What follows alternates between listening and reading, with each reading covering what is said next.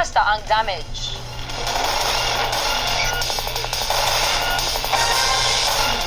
Nakuhaan sa usa ka international news agency ang pagresponde sa Davao City Central 911 sa Tacloban City. Viral sa social media ang gipost nga litrato sa fan page nga Davao Bound. Makita sa likod ng mga personahe sa Davao City Central 911 nga nanghinlo sa Tacloban City Airport ato sa live report ini sa programang Anderson Cooper 360 Degrees. Sumala sa news anchor, kini ang unang higayon human ang ikalimang adlaw sa Bagyong Yolanda nga gilimpyuhan sa mga otoridad ang airport. Gikalipay sa mga netizens nga nailahan sa international media ang rescue efforts sa Central 911 sa Davao City.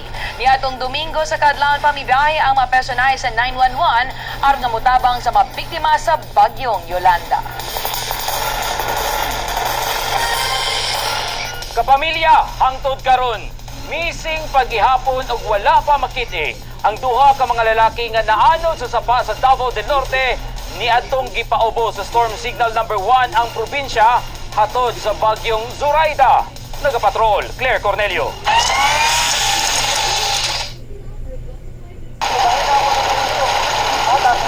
Gamit ang mga fiber boat o ubang rescue equipment sama sa mga floating device, nagtinabangay ang Kapalong Rescue Group sa pagpangita ni Joen Anito nga taga Purok 3, Barangay Sampaw, Kapalong, Davao del Norte. Nakuhaan pa og video si Joen nga miambak sa Kipaliko River kay nanguha og mga inanod nga kahoy kauban sa iyang mga silingan.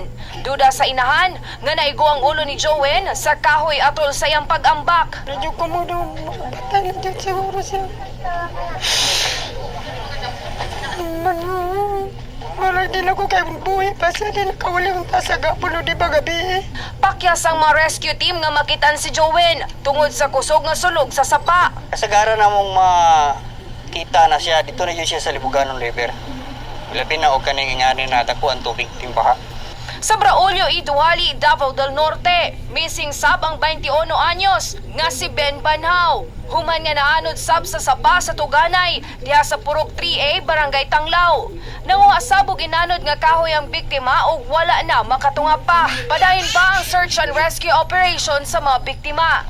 Tungod sa Tropical Depression Zoraida, hangtod karon daghan pang lugar sa Braulio Iduhali ang unlod pa sa baha sama sa mga kalsada kung asa ginakarga na lang sa traktor ang mga motor na puno sab sa tubig ang mga kahumayan. Claire Cornelio, Patrol ng Pilipino.